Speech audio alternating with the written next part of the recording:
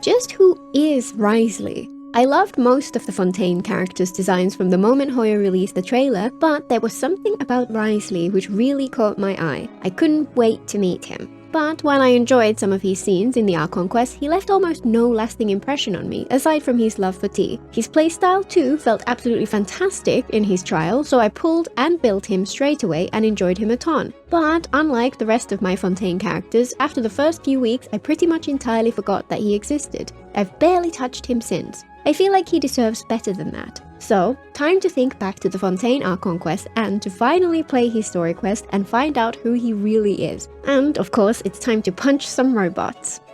The Overture teaser trailer was the first time we saw Wriothesley, and he was an instant favorite for me. I loved his little interaction with Siegewin, though in retrospect it's hilarious that many people jumped to the conclusion that he was blind. And he has one of the coolest designs in Genshin. His appearance alone shows so much character. A refined suit and luxurious coat worn with sleeves rolled up, wrists wrapped in boxing wraps, and arms and neck covered in scars visible despite a haphazard attempt to hide them. Something about him gives off refined punk kind of vibes. I couldn't wait to find out more. He was absent in the first patch of Fontaine, but when the trailer for 4.1 dropped, I was so excited. The story looked absolutely incredible, filled with intrigue, mysteries, and escalating tension. Wriothesley's playstyle looked awesome, and the way he was presented made it seem like he'd play a key role in the conflict of the quests. As we make our way into Meropide at the start of Act 3, Wriothesley shows up to welcome us and give us a guided tour of the facilities, even though he's the Duke, the leader in charge of the entire place. He's well-spoken and polite, but while it's obvious that there's more to him than meets the eye, at first all he really does is info dump about how the community in the fortress functions. He does get a little more characterization through subtext though. There's a stark contrast between how chill he seems and how nervous and starstruck everyone interacting with him is, implying that he can be strict and intimidating when needed, but is comfortable in his authority. And while he's the warden of a prison, he has an egalitarian perspective and seems to have set up his domain to focus on honest work and rehabilitation rather than any form of punishment. Act 3 was, sadly, one of my least favorite quests in all of Genshin, for reasons I've explained elsewhere. It's particularly interesting how Act 1 focused on Lyney and Act 2 focused on Navia, yet Act 3, which could have been the perfect opportunity to put the spotlight on Wriothesley, that focus on character is mostly absent, and instead we get a visceral example of how boring life in prison can be. He plays a much more central role in Act 4, but sadly his actions felt a little contrived to me. He reveals that he has been tracking the Fatui kids' investigations and that he intervened when they started focusing on the hidden zone of the fortress. This section shows his cynical and manipulative side and his ability to read others and understand their goals and likely courses of action, but the way he does it comes across to me as heavy-handed. He let them do their thing until they started looking into things he wanted hidden, then jumped straight to kidnapping Lynette and pretending that he would let Femine drown if Lyney refused to cooperate. A true master manipulator would have been able to subtly guide their investigation away from sensitive subjects and make them work towards his goals without them ever realizing it. It's possible that they wanted him to come across as a little incompetent, but I doubt it, and on the whole this contributed to Meropide feeling off to me. After that whole debacle, he shows us around the Forbidden Zone hidden underneath his office. Yet more info dumping, but at least these reveals emphasize that he knows a lot about the prophecy and show that he's actively working towards a way to save his people by building his giant ark. The cutscene at the end is pretty cool too, and shows him being notably calm and collected even in the face of death. His only important involvement after that is to show up during the flood in his giant flying ship and pluck people from the waters. It was a little disappointing not to see him get involved in the situation with Furina at all. That plot starts with a team-up between the House of the Hearth, the Spina di Rusula, and the Eunuchs of Fontaine. While it does make sense for Wriothesley to be left out, if he had at least been included in the initial conversation, then it would have enhanced the feeling of the whole nation coming together despite their differences to try to save themselves. Wriothesley's story quest was interesting. While it wasn't anywhere near as compelling to me as some others, like Baizu's, I liked it overall. The Traveler and Wriothesley investigate a seemingly benign group within the fortress who call themselves the Beret Society, and unravel the lies and manipulations of the group's leader. Like many other story quests, much of this is focused on NPCs rather than Wriothesley himself, but in this case the setup does a good job of showing us his personality and his place in the world. And towards the end, he shares his troubled past. He was an orphan, adopted adopted by a couple who took in many children over the years and helped them move on to influential families when they came of age. Or so he thought, until he learned that they actually sold their kids for money, and the ones who weren't sold were disposed of. Thus, he murdered his parents and freed his adopted siblings and was sentenced to time in Meripede as a result. That's a whole lot of trauma to unpack, and the story of his rise from incarcerated orphan to beloved leader of a well-functioning society is a good read. Once again, it makes me wish that some of the story quests would just let us play through the character's backstory directly rather than doing something else entirely. It's interesting to look back at his story. While the plot focuses on those throwaway characters who we'll never see again, every beat uncovers and emphasizes who Wriothesley is. Front and center is his sense of justice and his belief in redemption. After he exposes the Beret Society, he punishes the one responsible, but for the members who had been manipulated through no fault of their own, he focuses on providing support, medical attention, and understanding. This shows how to Wriothesley, Meripede is not a prison, it's a place for people to be given a second chance. He treats people with respect and curiosity rather than immediate suspicion, takes the time to understand before he passes any judgments. His goal is to rehabilitate the inmates, to provide them a place and a purpose in life rather than to punish them. Despite that, he's not averse to harsh punishment if and when it is deserved, and he has an unyielding sense of morality which underpins his actions. He avoids direct confrontation and instead relies on intelligence, manipulation, and observation. While the main example of this in the Archon Quest came across as very poorly executed to me, this aspect of his personality is the driving force behind his actions. He plays along with the villain's act, testing the situation by setting things up and watching how people react, faking ignorance to mislead them into thinking their secret is still safe. This kind of character trait can be difficult to convey. If it's too subtle, people might miss it. If it's too overt, it comes across as farcical. Hoyo's writing is too inconsistent to get it perfect every time, but I can appreciate what they're aiming for. Despite his role, his titles, and his strict enforcement of the rules, Wriothesley displays a lot of compassion. His empathy and understanding of others is often put to use as he manipulates and maneuvers those around him, but when he's not dealing with villains, it comes out as genuine warmth and care towards others. He takes the time to personally apologize and comfort victims, has genuine friendships with others like Sigewinne, Clorand, and Novelette, and he dedicates his life to making his corner of the world a better place for everyone. His origins and his position lead to him being a little isolated, and he can come across as intimidating to many, but there is much more to him than meets the eye. He could have easily ended up as a bit of a bland nothing character, but instead he has depth and nuance, and he embodies fascinating questions. Is the hard side of the justice system actually just, or should its purpose be more egalitarian? How should it handle acts of violence born out of self-defense? And of course, do the ends justify the means? I only wish these themes had been more central in Fontaine Act 3, since it could have been so fascinating. Wriothesley's playstyle follows on really well from his backstory. He's a bit of a brawler who not only relies on the strength of his fists, but also puts his intelligence to use by creating mechanical power gloves to enhance his fighting style. As a big fan of Vi from Arcane, once I saw his gauntlets, I was even more excited. The more unique Catalyst playstyles can be a ton of fun, and his looked even better than most, and a cryo catalyst intended for DPS role is a unique and potent combination. So, how does he work, and why did I end up not using him even though I really enjoyed his playstyle? Wriothesley's playstyle is centered around combining his normal attacks, charged attacks, and elemental skill in order to make the most of his passives. His normal and charge attacks are his main focus. His normals are a sequence of fast short-range cryo punches, while his charge attack is a powerful uppercut which costs a lot of stamina. While his attacks do have a small AoE, they're mostly effective in single-target situations. His elemental skill is where it gets interesting. After a quick forward dash, he enters an enhanced state. When he's above 50% HP, his normal attack damage is greatly increased at the cost of consuming a small percentage of his HP on every hit. In this state, he also has enhanced interruption resistance regardless of the HP percentage. Since this state ends if he switches off field, he's better suited for more hypercarry style gameplay and isn't as effective in quick-swap teams.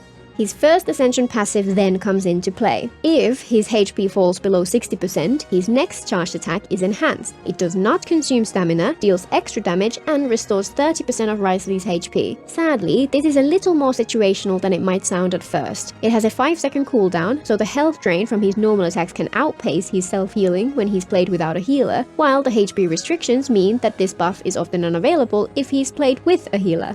His 4th Ascension passive adds a new buff to his skill's enhanced state. Each time Wriothesley's HP increases or decreases, he gains a 6% attack buff up to a maximum buff of 30%. This means that his damage is slightly backloaded, since it takes a few hits to build up this buff. Finally, his elemental burst is a blast of AoE cryo damage and is by far the simplest part of his kit. It's generally worth saving it for the end of his field time so that his normal attack can make the most of any buff provided by his team members. Wriothesley's build priorities are fairly basic. He benefits most from crits and attack, plus in his melt teams in particular, elemental mastery is just as valuable as attack. He does need energy recharge as well, but since his burst does provide a comparatively small portion of his damage, it's generally better to focus on the other stats and just use his burst on every other rotation instead. His best weapon is, of course, his signature cash flow supervision, though Tulatula's Remembrance is a close second. If you don't have either of those, many of the attack or crit focused catalysts are worthwhile if you have them available. His best 4-star option is the Wriothesley. It's great as a stat stick, and while its passive has poor uptime, he can make use of all 3 of its randomized buffs when used in melt teams. If you don't have a Wriothesley available, his best free-to-play option is the Fontaine craftable Flowing Purity, though its Bond of Life mechanic means he must be played with a healer in order to function with this weapon. Alternatively, if you're playing him in melt teams exclusively, the Mondstadt Mappemer is also a great option. When it comes to artifact stats, he wants an attack or EM Sands, a cryo damage bonus goblet, and a crit damage or crit rate circlet depending on his weapon and artifact set. And of course, he wants crit, attack, EM, and ER from his substats. Note that EM is useless for his damage in freeze teams, so it's only worth building his EM if you're intending to use him for the melt reaction.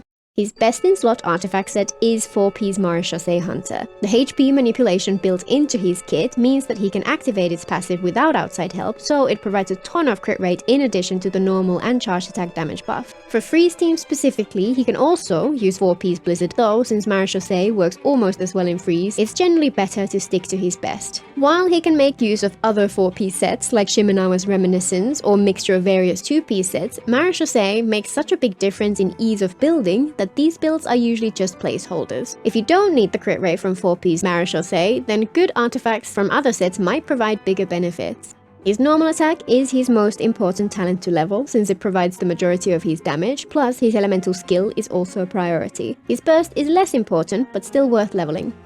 I love Wriothesley's design and appreciate his character and really enjoyed his playstyle. So why did I end up not using him at all? First, his element. For endgame content, cryo has just generally not been particularly worthwhile, and other DPS characters have generally felt more comfortable and therefore more fun for me when challenging the hardest content in the game. I do enjoy cryo just as much as any other element, but when the game is tilted against it, I just go with something else. Second, I have Ayaka. Outside of endgame content, whenever I want to use cryo, it's generally because I want to use freeze. It's a comfortable and powerful playstyle which feels very different to the other kinds of teams I tend to play, while melt feels more similar to vape and other similar reactions. Since they're both more than strong enough to destroy anything in the overworld, it just ends up being a question of which I'm in the mood to play. And, for now at least, that's usually Ayaka. And on those rare occasions where cryo actually works in the abyss, it's often still freeze that works the best for me, and I still end up using Ayaka. So, essentially, he was sidelined because all my other DPS characters pushed ahead, either because of their elements being more applicable to the content, or because of my comfort level with their playstyle.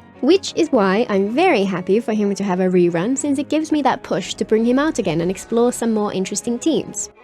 Wriothesley's most popular teams are focused on the melt reaction. The key to these teams is that you want to maintain a consistent pyro aura on the enemies so that Wriothesley can trigger as many melt reactions as possible. For off-field pyro, Bennett is ideal due to also bringing healing and his huge attack buff. Xiangling is a great option, and Jean's burst can be combined with Benny's to swirl pyro onto enemies at a consistent rate. Mawika is also a viable option, though since I skipped her, I'm not sure how effective she is. Dendro characters are also worthwhile here, since the burning reaction extends the pyro aura. Most Dendro off-fielders would work, but the two who stand out here are Nahida due to her EM buff, or Emily because of her great off-field damage. Aside from that, Anemo is less useful because it's difficult to consistently swirl cryo and keep up the pyro aura to enable melt reactions, and some Geo characters can work surprisingly well. My personal favorite here is with Bennett, Xiangling, and Nahida. Top tier pyro application, great sustain from Dendro, great buff from both Bennett and Nahida. This team is so much fun. With his copious cryo application, he's also fantastic in freeze teams, which are built around a combination of cryo, hydro, and anemo. For these teams, any off-field hydro, anemo, or cryo works well, so there's a lot of potential combinations, though 3 characters do stand out. Fiorina synergizes well with Wriothesley's kit and provides a huge damage boost, which makes him much more competitive. Kazuha is similarly strong due to his huge elemental damage buff, which is particularly convenient in freeze teams with a cryo DPS. And the third is Shenhe, whose cryo buff is absolutely brilliant. Unfortunately, a team with all 3 of those lacks a healer, so it grinds to a halt after Fiorina drains everyone's HP. Instead, I actually got the best result by swapping out Kazuha for Shilonen. This team is amazing, and its only flaw was that my Shenhe needs a little more ER to be comfortable, since I tend to run her with my Kazuha C4s. With a minor tweak to her build, this team would be perfection. Alternatively, using Yelan as the off-field hydro and buffer works wonders. Mono Cryo is also a good fit, and again, these teams are pretty flexible since they just need off-field characters from Cryo and Anemo, plus Geo as an option too. The key to getting good damage from these teams is to bring along 1, 2, or even all 3 of Shenhe, Kazuha, and Shilonen, since the 3 of them provide such strong buffs to Cryo damage when used right. Shenhe in particular is a big asset here since she grants separate buff stacks to each character in the team, so everyone can chip in with some decent damage. Double Cryo, Double Geo is also surprisingly strong and is consistently overlooked because Cryo Resonance is generally a little underwhelming since Cryo characters tend to have so much crit available to them already. Despite that, teams like Wriothesley with Shenhe, Zhongli, and Shilonen can be very powerful, stacking up the buffs provided by some top tier supports with the power of Geo Resonance to create a very comfortable and competitive team. The other team archetype that I really enjoyed Wriothesley in was a bit of a Burgeon soup. Dendro, Hydro, and Pyro together with Cryo is an unusual combination which really deserves more love. Wriothesley himself does a little less damage since he's less likely to have a Pyro aura to melt, but the interactions between the auras and the various elements being applied result in a diverse mix of damage with more consistent Burgeons, which overall tends to compensate for that loss. Fiorina and Baizu are the top tier supports here, and in the past I've tried them with Zhangling in the hopes of having consistent Pyro application, but struggled without Pyro battery. Replacing her with Thoma works wonders, especially if you give him a decent amount of ER and more EM focused build. Wriothesley is a character I looked forward to a ton, but who ended up dropping off my radar way too quickly. Very fitting for someone who likes to lurk in the shadows and stay away from the limelight. While his part in the Archon Quest ended up feeling badly done for me, his story quest gave him much more depth, and on the whole, I really like him as a character. While the rest of the Nation of Justice were focused on performative justice and pageantry, he quietly worked to make the world a better place and to find the good in anyone who comes his way. And he's so much fun to play. If only Hoyo would actually figure out how to make Cryo worthwhile in the Abyss without it being far too weighted towards freeze. Also, he loves tea. I love tea. We definitely get along well. Until next time.